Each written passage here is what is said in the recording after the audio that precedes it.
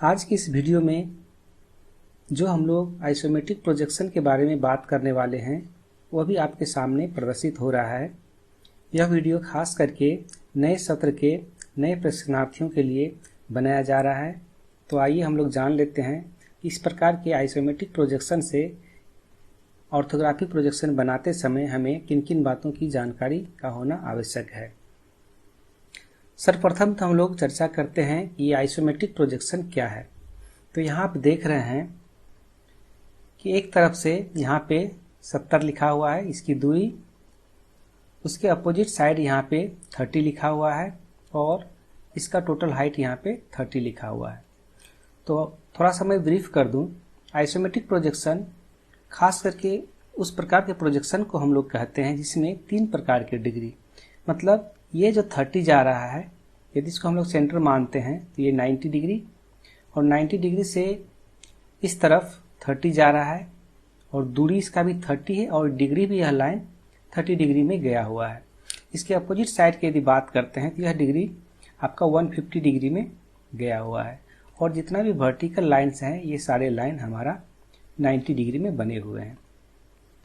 तो इस प्रकार का प्रोजेक्शन जिसमें 30 डिग्री, 90 डिग्री और 150 डिग्री को शामिल करके बनाया जाता है, इस प्रकार के प्रोजेक्शन को हम लोग आइसोमेट्रिक प्रोजेक्शन कहते हैं, जिसका कि स्वरूप आप अभी अपने स्क्रीन पे देख रहे हैं।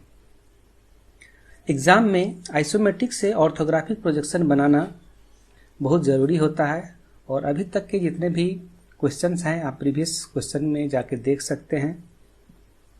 खास करके एक प्रकार का प्रश्न जो आइसोमेट्रिक से ऑर्थोग्राफिक व्यू बनाने के लिए निश्चित रूप से रहता है। तो स्टार्टिंग से यदि हम लोग सीख लेते हैं तो हमें इस प्रकार के क्वेश्चन का जवाब देने में बहुत ही आसानी होगी। तो आइसोमेट्रिक प्रोजेक्शन में हमें टोटल जितने भी इसमें प्रयोग हुए लाइन हैं और डिग्री है उसका जानकारी प्राप्त होना जरूरी है। उसके बाद सारी दूरी को हमको निकालने के लिए सीखना जरूरी है। जैसे कि हम लोग बात करते हैं, यहाँ पे देखिए आप, ये 10 लिखा हुआ है, इसकी हाइट 10, दूसरा हाइट यहाँ का लिखा हुआ है 10। तो 10 और 10 को यदि हम लोग जोड़ते हैं 20 हो जाता है, क्योंकि यहाँ तीसरा हाइट यहाँ पे नहीं लिखा हुआ है। तो इस 20 को यदि हम लोग इस 30 में से माइनस करते हैं तो यहाँ इसकी दूरी हमारी निकल जाती है। उसी प्रकार टोटल दूरी यहाँ पे लिखा हुआ है 70 और यहाँ पे 2 दूरी आपका दिया हुआ है। पहला है इस पॉइंट से यहाँ तक की दूरी 30 और फिर इस पॉइंट से यहाँ तक की दूरी 20। तो 30 प्लस 20 को ऐड करेंगे और टोटल को 70 में से माइनस करेंगे तो आपका ये दूरी निकल जाएगा। ये तो सिंपल एक आइसोमेट्रिक प्रोजेक्शन है जिसमें आपको सिंपल विधि से दूरी निकालने के लिए देखा जा रहा है। जैसे जैसे आपका क्लास आगे बढ़ता है ये दूरी निकालना थोड़ा सा क्रिटिकल होता है। तो बेसिक में आपका यदि सब कुछ जानकारी क्लियर हो जाता है तो आगे आपको इसी प्रकार की कठिनाइयों का सामना नहीं करना पड़ेगा। इसके बाद ये आइसोमेट्रिक प्रोजेक्शन को देखकर हमें ऑर्थोग्राफिक प्रोजेक्शन इसका बनाना होता है। ऑर्थोग्राफिक प्रोजेक्शन क्या होता है इसके बारे में भी थोड़ा सा मैं ब्रीफ कर दूं। इसमें सिर्फ हमें फ्रंट व्यू, साइड व्यू और टॉप व्यू, इस 3 प्रकार की व्यू को इसमें से अलग करना होता है। जैसे यहाँ पर हम लोग बात करते हैं, ये हमारा राइट साइड व्यू हो गया, ये हमारा लेफ्ट साइड व्यू हो गया जिसके नीचे एलिवेशन लिखा हुआ है। और उसी प्रकार जिसको ऊपर से हम लोग देखते हैं इसको हम लोग टॉप व्यू के नाम से जानते हैं। तो इस ऑर्थोग्राफिक प्रोजेक्शन बनाते समय कुछ बातें हैं जिसको जान लेना आवश्यक है। सबसे पहला है कि फ्रंट व्यू जब हम लोग ऑर्थोग्राफिक प्रोजेक्शन में बनाते हैं तो वहां पे आपको फ्रंट और साइड दोनों का हाइट एकदम बराबर होता है। क्यों होता है उसको हम लोग धीरे धीरे करके जानने की कोशिश करते हैं। दूसरा उसका पॉइंट है, साइड जितना चौड़ा होता है टॉप व्यू आपका उतना ही वह ऊंचाई में कन्वर्ट हो जाता है। फ्रंट व्यू, साइड व्यू एक हॉरिजॉन्टल प्लेन पर बने होते हैं और फ्रंट व्यू, साइड व्यू और टॉप व्यू के बीच का गैप हर हमेशा बराबर रखा जाता है। इस चीज को समझने के लिए हम लोग सबसे पहले ऑर्थोग्राफिक व्यू को देखते हैं, क्योंकि बिना देखे आपको समझने में दिक्कत हो सकती है। तो चलिए हम लोग सबसे पहले ऑर्थोग्राफिक व्यू को देख लेते हैं। इसका यदि हम लोग इसको फ्रंट बनाते हैं तो कैसा बनेगा, साइड बनाते हैं तो कैसा बनेगा और टॉप बनाते हैं तो कैसा बनेगा, इसको देखते हैं फिर हम लोग इस चीज को चर्चा करते हैं। तो यहाँ पे देखिए आपके सामने अभी तीनों व्यूज बना के रखा गया है। इसके बारे में हम लोग बाद में चर्चा करेंगे, इसको सिंबल ऑफ प्रोजेक्शन के नाम से जानते हैं। यहाँ देखिए ये आपका बना हुआ है एलिवेशन, इसको हम लोग फ्रंट व्यू बोलते हैं। यहाँ पे राइट साइड व्यू लिखा हुआ है, ये आप देख रहे हैं, और ये हमारा प्लान। तो हम लोग ने अभी जो चर्चा किया था कि फ्रंट व्यू का हाइट और साइड व्यू का हाइट देखिए बिल्कुल बराबर होना चाहिए। फ्रंट व्यू और साइड व्यू एक हॉरिजॉन्टल प्लेन पर होते हैं, मतलब ये लाइन जो आपका है वो बिल्कुल इस लाइन का जो बेस है, इसका बेस सेम एक 180 डिग्री पे ही बनता है। दूसरा, फिर हम लोग ने चर्चा किया था कि साइड व्यू जितना ये चौड़ा होगा, टॉप व्यू हमारा उतना ही ऊंचा होगा। ये इसका तीसरा पॉइंट हो गया। देख रहे हैं आप यहाँ पे 30 लिखा हुआ है, इसका हाइट भी हमारा 30 होगा। फिर एक बात हम लोग बोले थे कि फ्रंट व्यू, साइड व्यू और टॉप व्यू, इसके बीच का गैपिंग, मतलब यहाँ से यहाँ तक की बात हम लोग करते हैं और यहाँ से यहाँ तक की बात करते हैं, ये हमारा गैपिंग बिल्कुल बराबर होना चाहिए। क्यों होना चाहिए? जैसे जैसे क्लास आगे बढ़ेगी वो आपको समझ में आएगा। तो ये जो अभी हम लोग ने इस व्यू को देखा यहाँ पे, तो यहाँ पे ये व्यू इस तरह से क्यों दिख रहा है, और इसको बनाने में और सारी बातें हैं जिसको हम लोग पहले आइसोमेट्रिक प्रोजेक्शन में देखते हैं, फिर धीरे धीरे यहाँ पे समझने की कोशिश करेंगे। अब देखिए ये एलिवेशन के तरफ से यदि हम लोग इस तरफ से देखते हैं इस व्यू को, और समझने में सुविधा हो, जिसके चलते मैंने कलर को डिफरेंट टाइप करके रखा है, जो कि आपको बाद में समझने में सुविधा होगी। एलिवेशन की तरफ से देखते हैं, मतलब हम लोग यहाँ से देखते हैं, तो ये व्यू हमें किस तरह से नजर आएगा। अभी हमें ऑल ओवर व्यू दिख रहा है, जिसके चलते ये इस तरह से। लेकिन यदि हम लोग फ्रंट की तरफ से देखते हैं तो ये व्यू हमें किस तरह से नजर आएगा। आपके सामने मैं इसको रोटेट करता हूं, आप देखिए इसको हम सीधा यदि आपके सामने रोटेट करते हैं, धीरे धीरे आपको समझ में आएगी।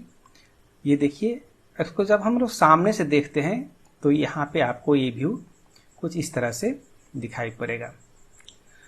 अब जो भी इसका साइड का चौड़ाई था वह टोटल लंबाई में छिप गया है, और यहाँ पे कुछ डिग्री का परिवर्तन हुआ है। अभी हम लोगों ने देखा था कि ये लाइन जो था, जिस समय आइसोमेट्रिक व्यू में रखा हुआ था, उस समय ये लाइन हमारा 30 डिग्री में वहां पे बना हुआ था, 150 डिग्री में बना हुआ था। लेकिन जैसे इसको हमने एलिवेशन को सामने रखा, ये अब देखिए आपका हॉरिजॉन्टल लाइन में कन्वर्ट हो गया, मतलब 180 डिग्री में ये कन्वर्ट हो गया। 90 डिग्री जितने भी लाइन थे, देखिए आप यहाँ पे 30 90 में ही बने हुए हैं, और ये 10 दूरी जो था हमारा, ये भी 90 में है, ये भी 90 में है, ये भी 90 में है, और जितना भी लाइन इधर 150 डिग्री में गया हो तो वो टोटल 180 डिग्री में कन्वर्ट हो चुके हैं। तो मतलब फ्रंट व्यू जब हम लोग बनाएंगे तो ध्यान रखेंगे जितने लाइन 150 डिग्री में जा रहे हैं वो 180 डिग्री में कन्वर्ट हो जाएंगे।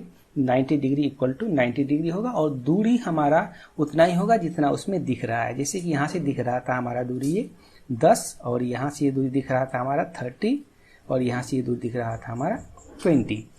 तो इस प्रकार से हमारा ये फ्रंट व्यू बनके तैयार हो जाता है। इसी प्रकार यदि हम लोग साइड व्यू की बात करते हैं तो पहले इसको हम लोग यथावत रूप से रख रहे हैं, जैसा पहले दिख रहा था इस तरह से। अब हम लोग साइड व्यू की बात करते हैं, तो यहाँ से देखिए ये साइड व्यू बना हुआ है। अब इसको हम लोग साइड की तरफ से देखते हैं तो इसमें क्या परिवर्तन होता है, ये आपको यहाँ पे देखने के लिए मिलेगा। ये हमने जैसे ही साइड व्यू को सामने की तरफ रखा तो ये देखिए टोटल दूरी एक आपस में 90 डिग्री में जुड़ चुका है, और डिफरेंट टाइप का कलर यहाँ पे दिया हुआ है, जिससे आप स्पष्ट जान सकते हैं कि कौन सा दृश्य आगे था, कौन सा बीच में था और कौन सा उसके पीछे था। लेकिन सबको आमने सामने रखने के क्रम में वह आपका टोटल 90 डिग्री में कन्वर्ट हो जाता है। तो टोटल हाइट यहाँ पे आपका हो जा रहा था ये 10 और ये 10, और ऊपर वाला लाइन भी हमारा 10।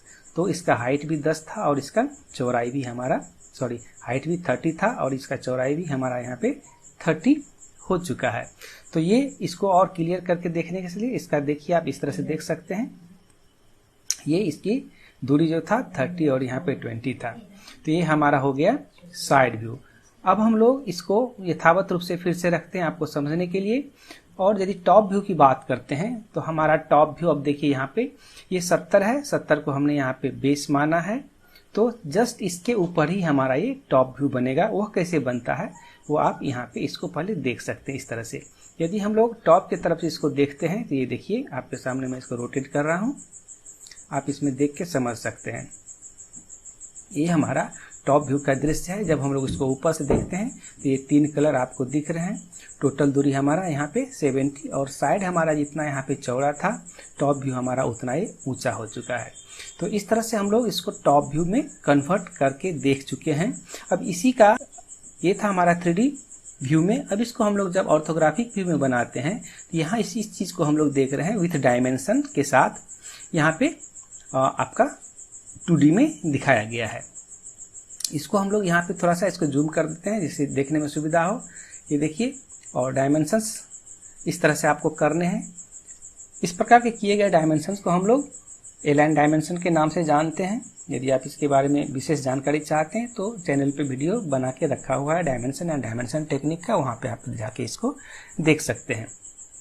यहाँ आप एक चीज़ पर ध्यान देंगे कि अभी जो बना हुआ है ये लाइन और इसकी लाइन की जो थिकनेस है वो दोनों बराबर है, लेकिन जब आप स्केच करेंगे और जब आप पेंसिल और सेट स्क्वायर की सहायता से बनाएंगे तो इस तरह से बिल्कुल नहीं बनाना है। लाइन का थिकनेस आपको यहाँ पे दिखाना है। इसको हम बना के आपको दिखा रहे हैं कुछ इस तरह से।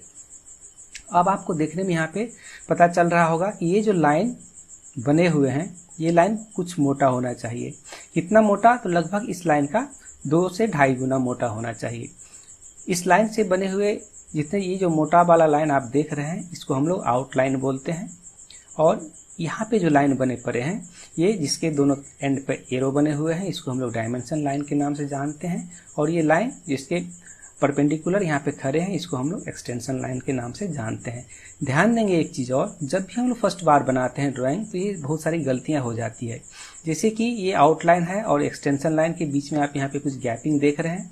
ये गैपिंग हर हमेशा 2 मिलीमीटर रखेंगे और एरो हेड के पार कोई भी एक्सटेंशन लाइन को बड़ा करके रखने की आवश्यकता नहीं है।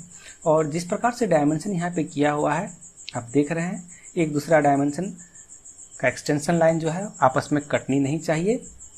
और डायमेंशन कोशिश करेंगे कि जो भी हमारा बना हुआ ये ऑब्जेक्ट है इसके बाहर हो। तो ये हमारा थोड़ा सा इन्फॉर्मेशन आपके साथ हम शेयर कर रहे हैं। इस तरह से जब आप बनाएंगे तो आपका ड्राइंग बिल्कुल ही सुंदर बनेगा। और साथ में यहाँ पे आप इसको लिखेंगे एलिवेशन, राइट साइड व्यू, और यदि आप प्लान बनाए तो प्लान। और साइड व्यू हमारा यहाँ पे दिख रहा है, आप देख रहे हैं। इसमें भी वही चीज़ है, लाइन का थिकनेस आपका बिल्कुल डीप होना चाहिए। और बाद बाकी लाइन का नाम मैंने बता दिया। और टोटल डायमेंशन करने का टेक्निक ये है। इस तरह से आप डायमेंशन करेंगे और उसी प्रकार यहाँ पे आपका टॉप व्यू इसके ऊपर में बनेगा। यहाँ पे आप देख सकते हैं ये हमारा टोटल, और इसको मैं नीचे कर दे रहा हूँ। ये हमारा टोटल 70 हो गया, 20 और जो रेस्ट आ रहा है वो आपका यहाँ पे 30 आगे हमारा ये टोटल 70 में बन चुका है। प्लान आपको यहाँ पे लिखना है। तो इस प्रकार से मैं इसको थोड़ा सा छोटा कर दे रहा हूँ। इस प्रकार से आप जब ड्राइंग को बनाएंगे तो बिल्कुल ही आपका ड्राइंग बेहतर बनेगा और मार्क्स भी आपको भरपूर मिलेगा एग्जाम में। तो प्रैक्टिस आपको इस तरह से करना है। कभी भी गलती से आप लाइन की थिकनेस को इस तरह से पतला नहीं रखेंगे जो भी आपके स्क्रीन में दिखाई पड़ रहा है। बिल्कुल लाइन का आप मेंटेन थिकनेस को करेंगे। जहाँ तक इसकी बात है मैं इसको थोड़ा सा ब्रीफ कर दूँ। इसको हम लोग सिंबल ऑफ प्रोजेक्शन बोलते हैं। जब फ्रंट व्यू के ऊपर आप टॉप व्यू बनाते हैं तो ये थर्ड एंगल प्रोजेक्शन बोला जाता है। और जब टॉप व्यू को आप फ्रंट व्यू के नीचे बनाते हैं उसको हम लोग फर्स्ट एंगल प्रोजेक्शन बोलते हैं। उसमें ये हमारा सिंबल भी चेंज होता है। इसकी विशेष जानकारी के लिए आप प्रोजेक्शन हमारे चैनल पे बने हुए हैं, वहाँ पे जब आप पढ़ेंगे और देखेंगे उस वीडियो को तो आपका ये कन्फ्यूजन बिल्कुल दूर हो जाएगा। फिलहाल इसको बनाने का टेक्निक क्या है, इसका रेशियो होता है 1:2:3। मतलब छोटा वाला सर्कल जो है उसका डायमीटर आप रखेंगे 10, बड़ा वाला सर्कल का डायमीटर रखेंगे 20 और यहाँ से बड़ा डायमीटर से इसका पहला लाइन के बीच की दूरी को आप रखेंगे 20 और इस लाइन से इस बड़े लाइन के बीच की दूरी को रखेंगे आप 30। और ये जो बने हुए हैं यहाँ से लेकर के यहाँ तक मतलब छोटा लाइन ये आपका रहेगा इस डायमीटर के बराबर जो कि 10 है। बड़ा लाइन यहाँ जब इस आप बनाएंगे तो ये रहेगा 20 इस बड़ा डायमीटर के बराबर। और इसको टेपर फ्री हैंड आप मिला देंगे। सेंटर लाइन का प्रयोग करते हुए इस चीज़ को बनाना है तो ये आपका सिंबल ऑफ प्रोजेक्शन बन जाएगा। तो इस प्रकार से आप देख पा रहे हैं कि ये हमारा आइसोमेट्रिक प्रोजेक्शन को मैं पुनः इसके पहले वाले स्वरूप में ला के रखता हूँ जिससे कि आपको देखने में सुविधा रहे। प्रोजेक्शन आपका सामने में बना हुआ है और इसका जो ऑर्थोग्राफिक प्रोजेक्शन बनाने के लिए एग्जाम में आ सकता है, टेस्ट में आ सकता है, तो आप बिल्कुल इसका इस तरह से ऑर्थोग्राफिक प्रोजेक्शन बना के दिखा देंगे और निश्चित रूप से आपको एग्जाम में मार्किंग बहुत ही अच्छी मिलेगी। तो आज की वीडियो में इतना ही। मिलते हैं हम लोग नेक्स्ट वीडियो में एक नए ड्राइंग के साथ। हमारे साथ बने रहने के लिए बहुत बहुत धन्यवाद।